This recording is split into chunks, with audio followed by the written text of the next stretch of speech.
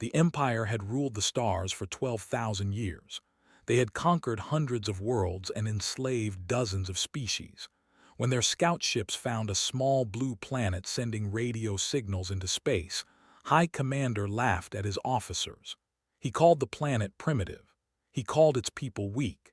He sent 300 warships to claim Earth as another colony for the Empire. Captain Daniel was drinking coffee in the command room of his ship when the alarm started screaming. He was a tall man with gray eyes and a calm voice that never seemed to rise no matter how bad things got. His ship was called the USS Vigilant, and it was one of only 40 human vessels that could travel between stars. These ships were built for exploration, not war. They carried scientists and researchers who wanted to see what existed beyond their solar system. Lieutenant Monroe ran to her station at the weapons console. She was young, barely 26, with short brown hair and hands that never shook even when they should. Navigator Cole was already pulling up data on his screen, his face going pale as the numbers came in. 300 ships. The aliens had brought 300 ships. Daniel set down his coffee and walked to the main display. The enemy vessels were enormous, covered in weapons that glowed with strange energy. They moved in perfect formation like a single living creature. A message came through on all channels, translated by the ship's computer into rough English. Surrender now. Your world belongs to the Empire. Resist and you will be destroyed. Daniel looked at his crew, 40 ships against 300, scientists against warriors, explorers against conquerors. The math was simple and the math was brutal. Spoke first, her voice was steady. Orders, Captain. Daniel thought about Earth. He thought about his sister who lived in Colorado and his parents who had retired to Florida. He thought about the billions of people who had no idea that death was coming for them from the stars. They want us to kneel, he said quietly. I do not think humanity knows how to do that. He gave the order to attack. The 40 human ships broke formation and dove straight at the enemy fleet. The commanders watched in confusion. This was not how inferior species behaved. Inferior species begged for mercy. They tried to run. They did not charge directly at a force that outnumbered them by almost 10 to 1. Daniel pushed his ship through a gap in the enemy formation, firing everything he had at a massive cruiser. His weapons were weaker than theirs, his shields were thinner, but he had something they did not expect. He had desperation. He had rage. He had absolutely nothing to lose. Fired the main cannons again and again, targeting the same spot on the enemy hull until it cracked and split open. Flew them through the explosion, using the debris as cover from the ships that tried to chase them. All across the battle, human captains did things that the tactical computers could not understand. They made decisions that seemed like suicide but somehow worked. They flew into danger instead of away from it. They sacrificed themselves to protect their fellow ships. They fought like animals backed into a corner, and they had never seen anything like it. High Commander watched from his flagship as one of his cruisers exploded. Then another. Then another. His 4 eyes went wide with something he had not felt in centuries of conquest. What are they doing? He demanded. Their ships are inferior. Their weapons are primitive. How are they destroying my fleet? His subordinate, Fleet Admiral, had no answer. He just stared at the battle display as another ship died in a ball of fire. The fighting lasted 6 hours. When it was over, 17 cruisers had been destroyed. The humans had lost 6 ships. 34 small vessels had defeated a force that should have crushed them in minutes. Daniel sat in his captain's chair, covered in sweat and breathing hard. Half his systems were damaged. His shields were gone. 3 of his crew members were dead, including a young engineer named Tommy who had been excited to see alien worlds just that morning. Looked at him with exhaustion in her eyes. They are pulling back, not retreating, just regrouping. They will come again. Daniel nodded. Then we will fight again. On the flagship, demanded answers. He screamed at his officers and threw objects across the command deck. This was impossible. This was humiliating. A species that had never fought a war in space had just bloodied the mighty fleet. Fleet Admiral finally spoke. He was old his scales faded to gray, and he had seen many strange things in his long career. But he had never seen anything like this. High Commander, I have studied their transmissions. I have learned something about these humans. Tell me. They have been fighting wars since they first walked upright on their world. They have never known lasting peace. Every generation of their species has killed and died in battle.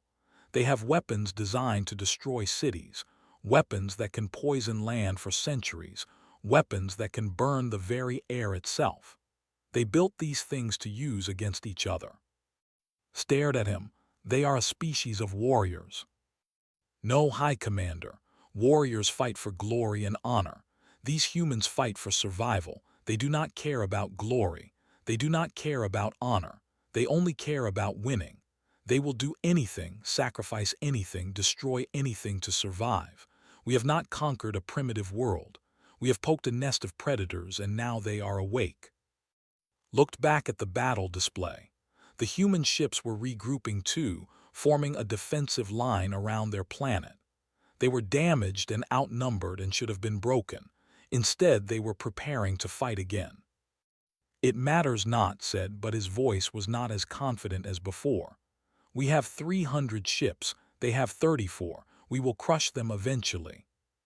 But deep in his chest, something cold had taken root. He had conquered 100 worlds and had never felt this feeling before. It took him a moment to recognize it for what it was. Fear. On Earth, the news spread within hours. Aliens had come to conquer humanity. 40 brave ships had fought them and won the first battle. But the war was just beginning, and the enemy still had hundreds of ships waiting in the darkness of space. Daniel sent a message to Earth Command. His words were simple and direct. We held them today. We will need help to hold them tomorrow. Send everything you have. Send everyone who can fight. They want our world, and we are going to make them pay for every inch of it in blood. The message reached every nation on Earth, and humanity began to wake up. The news hit Earth like a hammer. Aliens were real. Aliens had come to take their world, and 40 small ships were all that stood between humanity and slavery. General stood in a bunker deep beneath the Rocky Mountains, watching screens that showed him everything happening in space. He was a large man with a shaved head and eyes that had seen too many wars on Earth. Now he was fighting a war against the stars, and he had almost nothing to fight with. How long can they hold? Asked the president's voice through the communication system. Days, maybe. A week if we are lucky. They have pulled back to reorganize, but they still have over 280 ships. Our people are brave, but bravery does not stop plasma fire.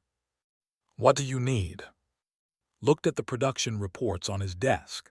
Factories around the world were already switching from making cars and phones to making weapons and ship parts. Scientists were working without sleep to understand the alien technology they had captured from destroyed enemy vessels. I need ships, I need weapons, I need soldiers who can fly them and fire them, and I need them yesterday. The call ended, turned back to the screens and watched the tiny dots that represented human ships patrolling the space around Earth. Each dot was a crew of people who had volunteered to die so that their families could live one more day. In space, they were not sitting still. High Commander had learned from the first battle. He would not underestimate these humans again. He sent his ships in smaller groups, testing human defenses, probing for weaknesses. He was patient now. He knew that time was on his side. Lieutenant Commander Palmer led a squadron of 12 fighters through the rings of Saturn. The ice and rock provided cover from enemy sensors and knew how to use every shadow and every hiding spot. She had been a test pilot before the invasion, flying experimental aircraft that could kill you if you made one small mistake. Flying through a war zone felt almost natural to her now. Her wingman, Ensign Jake Torres flew beside her with steady hands. He was 22 years old and had graduated from flight school just 3 months ago. He should have been practicing landings on the moon, not hunting alien warships. But the war did not care what should have been. "I have visual on enemy convoy," reported through her helmet microphone. 16 tanker ships carrying fuel for their fleet. Escort is minimal, just 4 destroyers. The reply came from himself. "Take them out. Every drop of fuel they lose is another day we survive." Looked at her squadron. 12 pilots, all of them tired, all of them scared, all of them ready to do what needed to be done. "You heard the general. Let us go hunting." They burst from the rings of Saturn like wolves leaping from tall grass. The escorts saw them coming but reacted too slowly. Human ships were small and fast, designed for speed rather than power. By the time the destroyers turned their weapons toward the attack, squadron was already among the tankers. Jake Torres destroyed 2 tankers with precise shots to their fuel cores. The explosions were massive, bright flowers of fire blooming in the darkness of space.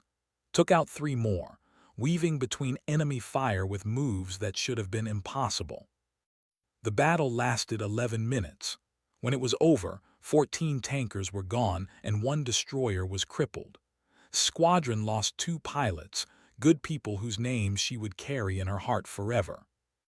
They flew back to Earth with their victory and their grief. It was becoming a familiar combination. High Commander received the news and nearly broke his command throne with his fists. His fleet was bleeding fuel and ships, and the humans were only getting bolder. Every day brought new attacks, new losses, new humiliations. His advisor approached carefully. "High Commander, I have completed my analysis of human tactics. Tell me how to defeat them." "I do not know if we can, High Commander, not with the forces we have." Turned his 4 eyes on with cold fury. "Explain." "These humans do not fight like any species we have conquered. They do not wait to be attacked. They strike first, strike hard, and strike where we least expect. Their pilots take risks that no sane creature would take. Their commanders sacrifice ships without hesitation if it means hurting us more. They learn from every battle and adapt faster than our tactical systems can predict. They are only animals." "Animals do not build starships, High Commander. Animals do not coordinate attacks across millions of kilometers. These creatures have been at war with themselves for their entire history. They have developed the art of killing into something we cannot comprehend. We assumed their lack of spacefaring experience would make them weak. Instead, they are simply applying thousands of years of warfare knowledge to a new battlefield." Was silent for a long moment. "What do you recommend?" "Send for reinforcements. A real battle fleet, not a subjugation force. We need overwhelming numbers to crush them before they grow stronger." On Earth, the factories worked day and night. Ships that took months to build were now being assembled in weeks.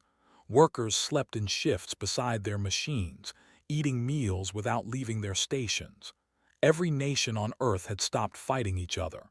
There was only one enemy now, and that enemy was in the sky. Admiral Laura Martinez addressed the United Nations Assembly. She was a small woman with silver hair and a voice that could cut through steel. 3 weeks ago we had 40 ships. Today we have 67. Our shipyards are producing 10 new vessels every day, and that number is increasing. In 1 month we will have over 400 ships. In 6 months we will have 2,000. She paused and looked at the representatives from every nation on Earth. They do not understand what they have awakened. They attacked our exploration fleet. They killed our scientists and our curious minds. They have not yet seen what happens when humanity truly goes to war.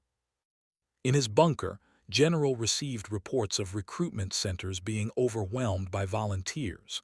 Men and women from every country, every background, every walk of life were lining up to join the fight.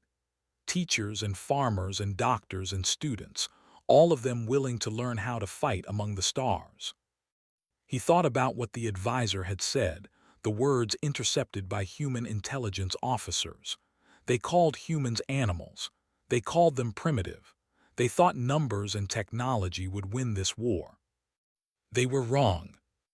Numbers and technology were important, yes, but humanity had something the Empire had never faced before. They had a species that refused to surrender. They had a species that would burn their own world before letting anyone else take it.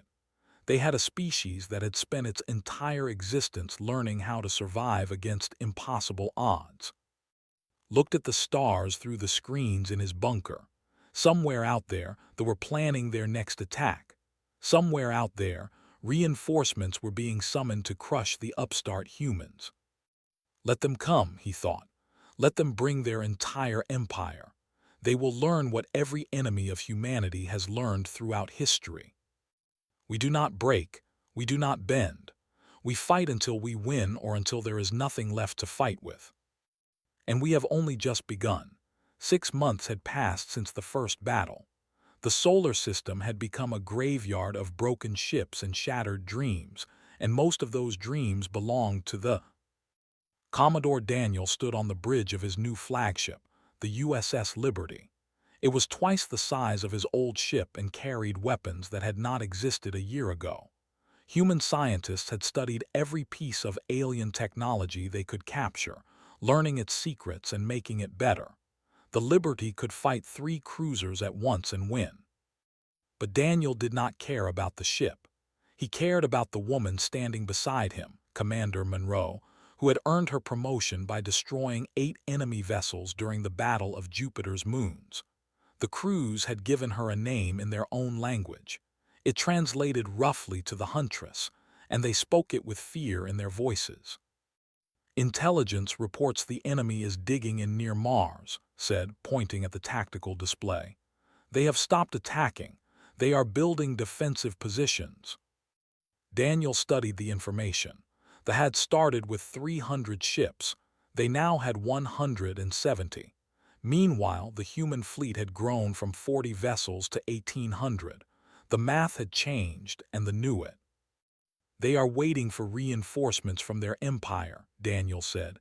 A message was sent months ago. A response is coming. Should we wait too? Build up our forces even more? Daniel shook his head slowly. Every day we wait, they get stronger. Every day we attack, we get better. We hit them now before their help arrives. He gave the orders. The human fleet began to move toward Mars, a wave of steel and fire that stretched across millions of kilometers of space. At its head flew the Liberty, with Daniel in command and revenge burning in his heart. The assault on Mars' orbit became known as the 3-day storm.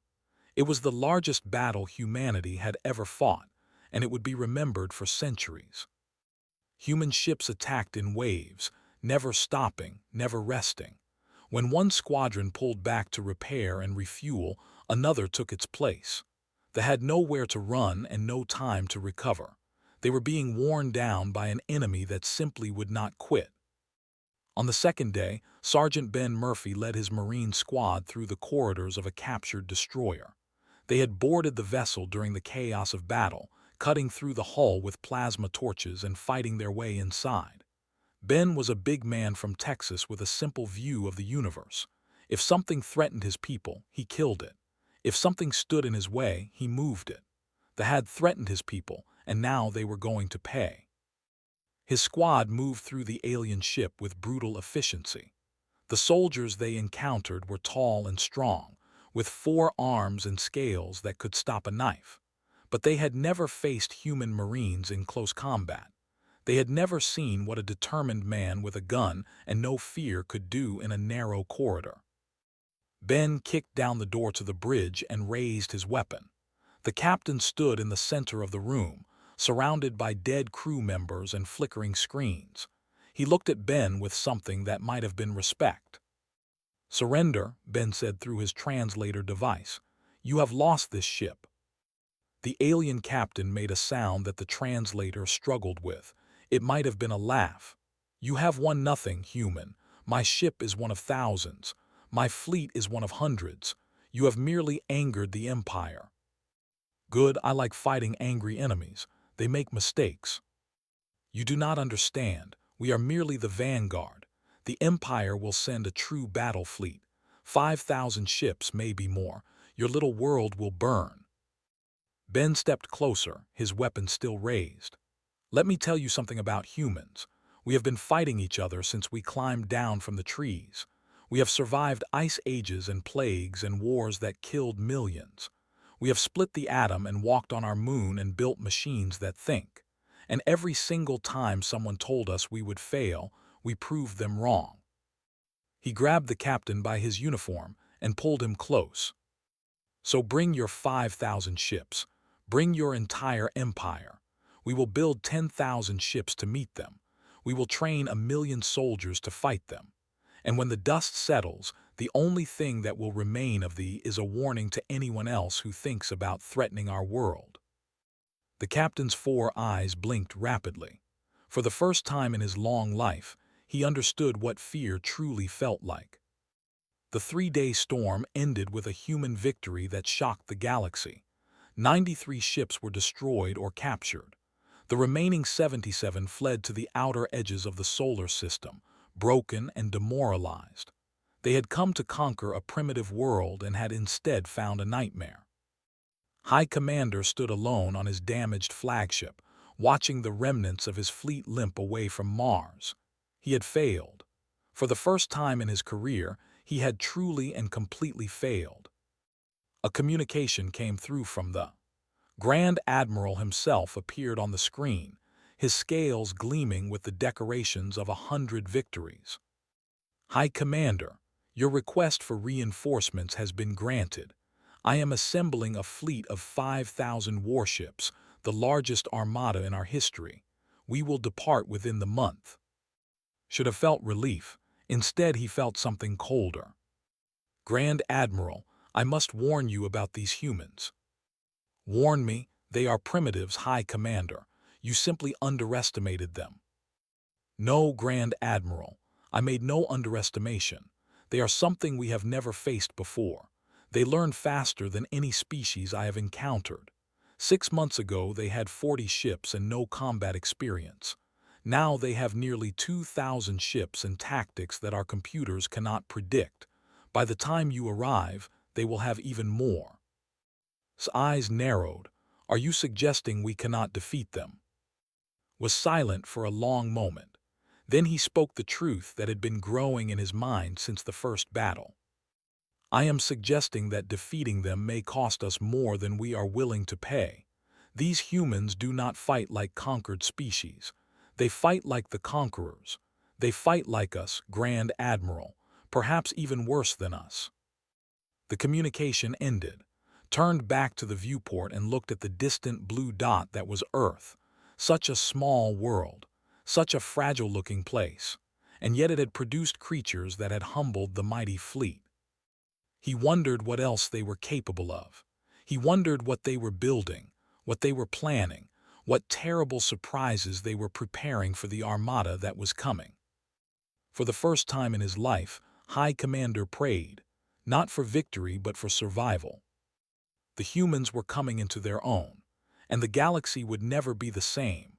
1 year after the invasion began, Earth had transformed into something the galaxy had never seen. A world that had spent its entire history divided by borders and languages and old hatreds was now united by a single purpose: survival. Dr. Emma worked in a laboratory that never slept. She was a physicist who had spent her career studying theoretical particles that most people could not even pronounce. Now, she led a team of 300 scientists from 40 different countries, and together they were doing the impossible. The signal transmission test was successful, she announced to her exhausted colleagues. We can now communicate instantly across any distance. No more waiting for messages to crawl across space at the speed of light. Her colleague, Dr. Henry, looked up from his own workstation. He had not slept in 2 days, but his eyes were bright with excitement. The shield tests are also complete. We have successfully adapted technology to work with our power systems. Our ships will now have protection equal to theirs. Emma smiled despite her tiredness. 1 year ago, humanity had been children stumbling into space with primitive toys. Now they were building weapons and systems that rivaled anything the ancient empire possessed. They had taken enemy technology, studied it, improved it, and made it their own. This was what humans did. They adapted, they learned, they overcame. In orbit around Earth, the shipyards worked without rest. Where once there had been a handful of construction platforms, now there were hundreds. Ships slid off assembly lines like cars in a factory, each one crewed by volunteers who had trained for this moment. Admiral stood at the center of Earth's military command, watching displays that showed him the full strength of humanity's fleet. 15,000 ships, ranging from small fighters to massive battle cruisers. Each vessel was crewed by people who had chosen to stand between their world and destruction. Intelligence confirms the armada will arrive in 72 hours, his aide reported.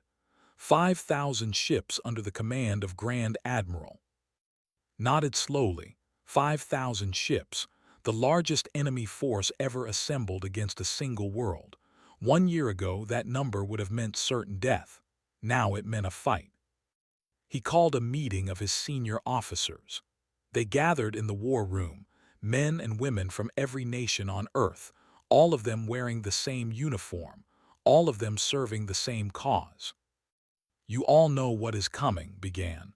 "They have sent their best fleet and their greatest commander. They think this will end the war. They think they will crush us and take our world." He brought up a holographic display of the solar system. Red dots showed where human defenses had been built, orbital platforms bristling with weapons, minefields designed to rip enemy ships apart, ambush points where squadrons could strike from hiding and vanish before the enemy could respond. "What they do not know is that we have been busy. While they spent a year traveling here, we have built 12 orbital defense platforms around Earth, each one capable of destroying 100 ships. We have filled the approaches to our world with gravity weapons that will tear their formations apart. We have trained 6 million soldiers and 300,000 pilots." He paused and looked at each face in the room. Commander Tyler Nash, who had lost his brother in the first battle and had sworn to make the pay for every drop of human blood. Admiral Laura Martinez, whose tactical genius had won the Battle of Jupiter's moons.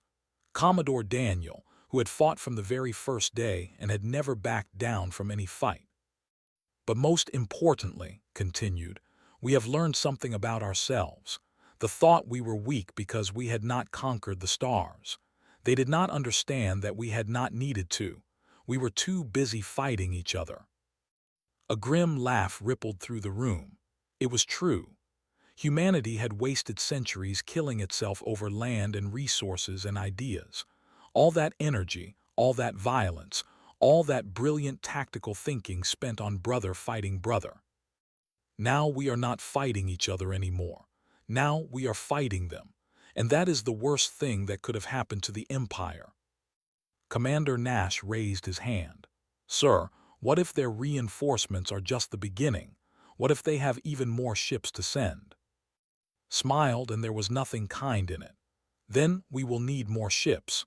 Good thing our factories are building 50 per day now, and that number goes up every week." The meeting ended. Officers returned to their posts to make final preparations. In 72 hours, the greatest battle in human history would begin. Daniel walked to the observation deck of the Liberty and looked out at the stars. Monroe found him there, standing in the darkness, his face lit only by distant suns. "Credits for your thoughts," she said softly. "I was thinking about how far we have come. 1 year ago, I was a captain with a small ship and a crew of scientists. Now I command a fleet that could challenge an ancient empire. Do you think we can win?" Daniel turned to look at her.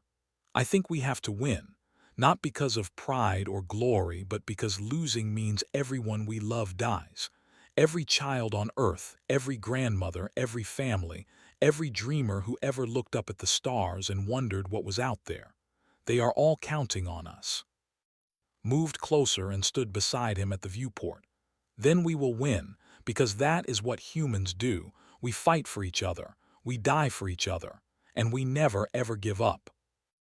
On the outer edges of the solar system, the remnants of the original fleet waited for rescue. High Commander had spent the year watching humanity transform, watching them grow stronger with each passing day. He had sent reports to Grand Admiral, trying to explain what they would face. The Grand Admiral had not listened. He believed that numbers would decide the battle. 5,000 ships against 15,000 primitives. The math was simple in his mind. Knew better. He had fought these humans. He had watched them destroy his fleet with nothing but courage and cleverness. He had seen them board his ships and defeat his soldiers in combat. He had looked into their eyes and seen something that terrified him. They were not afraid to die. They were only afraid to lose. The Grand Armada was coming, and with it came the final judgment of the Empire. Either they would crush humanity and claim Earth, or they would face a defeat that would echo across the galaxy for. Did not know which outcome was more likely anymore. He only knew that the universe was about to witness something unprecedented. Humanity was ready for war, real war, total war. And they had no idea what was about to hit them. The Grand Armada emerged from hyperspace in perfect formation. 5,000 warships arranged in the ancient conquest pattern that had brought 100 worlds to their knees. At the head of this terrible force flew the Imperial Dreadnought Eternal Dominion, the largest and most powerful vessel they had ever built. Grand Admiral stood on his command deck, his 4 eyes scanning the space before him. He had conquered dozens of worlds in his long career. He had never lost a battle. He expected this day to be no different. "Sensor report," he commanded. "Show me what these primitives have assembled to face us." His sensor officer worked the controls with trembling hands. The data that appeared on the main display made him stop breathing for a moment. "Grand Admiral, I am detecting human vessels." "How many?" The officer swallowed hard. 15,642 warships, Grand Admiral, plus 12 orbital defense platforms around their planet, plus weapon installations throughout the system, thousands of them. Stared at the display. His scales, usually a proud deep blue, had gone pale. 1 year. These creatures had built over 15,000 ships in 1 year. The Empire, with all its resources and technology and ancient knowledge, could not produce ships at that rate. High Commander's voice came through the communication system. He sounded tired. He sounded like a man who had stopped being surprised a long time ago. "I tried to warn you, Grand Admiral. They are not what you expected." Ignored him. He was still processing what his sensors showed him. The human fleet was not just numerous. It was organized into precise battle groups, each one positioned to support the others. The defense platforms formed an overlapping field of fire around Earth. The weapon installations created kill zones that would tear any attacking force apart. These were not the defenses of a primitive species learning to fight. These were the defenses of a civilization that had mastered the art of war. A communication came through on all frequencies. Ordered it displayed on the main screen. A human appeared, wearing a simple uniform that bore no decoration except a single star on each shoulder. He was older, with a shaved head and eyes that had seen much death. When he spoke, his voice was calm and steady. "Grand Admiral, I am Admiral of Earth's Combined Defense Force. We have been expecting you." Found his voice. "Human, you cannot hope to resist the might of the Empire. Surrender now, and we will grant your species mercy. You will serve the Empire as a slave race, but you will survive." His expression did not change. "Let me explain something to you, Grand Admiral. When your scout fleet arrived last year, you did not attack the human military. You attacked our exploration corps, scientists, researchers, curious people who just wanted to see what existed beyond our small world." He leaned forward slightly, and something cold entered his eyes. The ships you are looking at right now, the 15,000 vessels forming a wall between you and Earth, these were built in the last 12 months.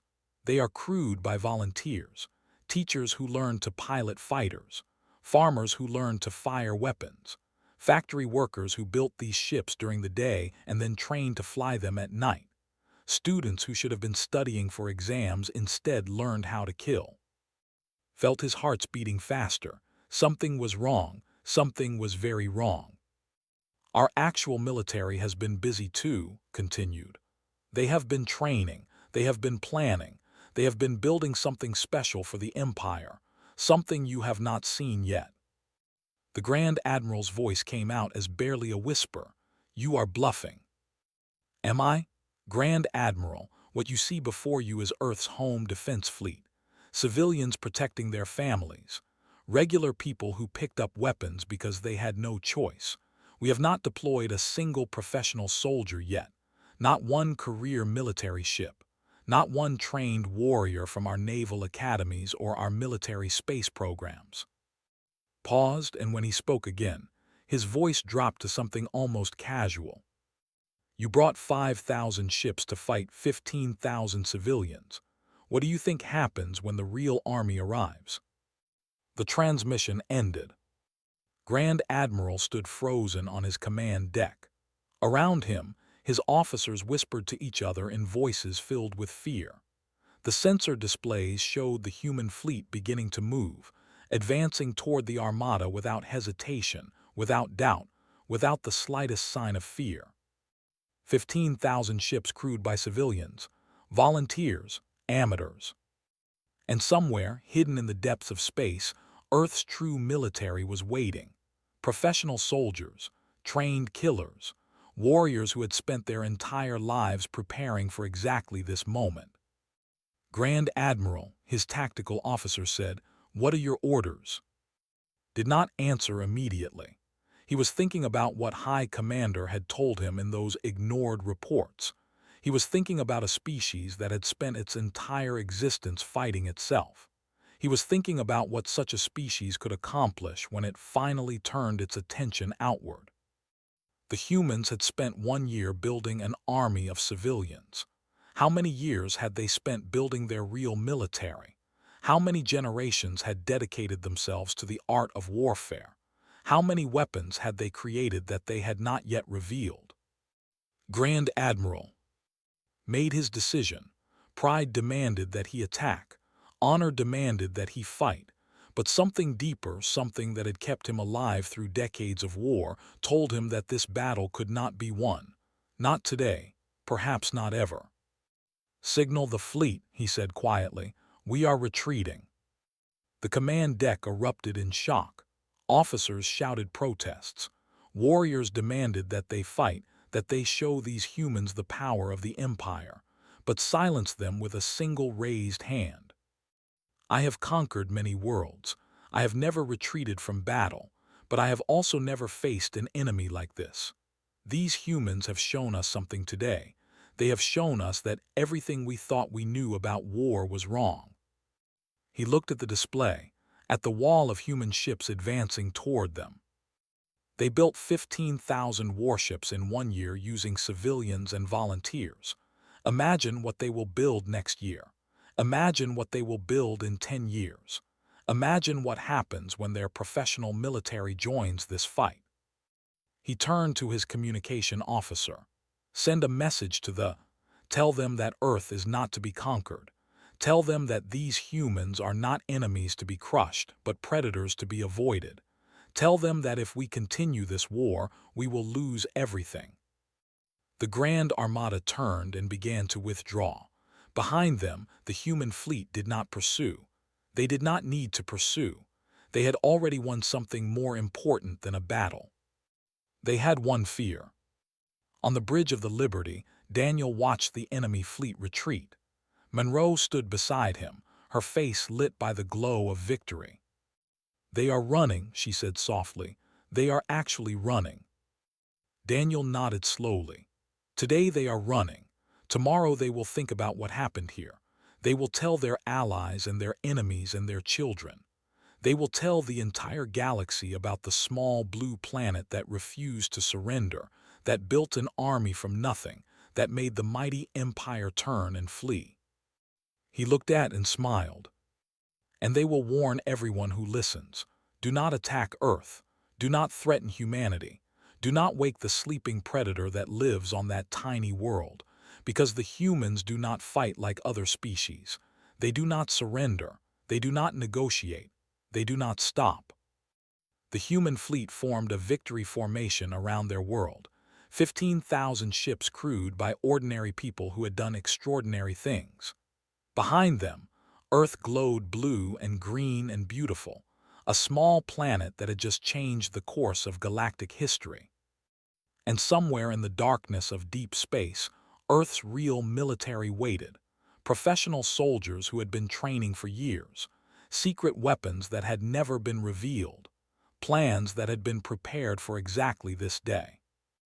They had awakened something ancient and terrible.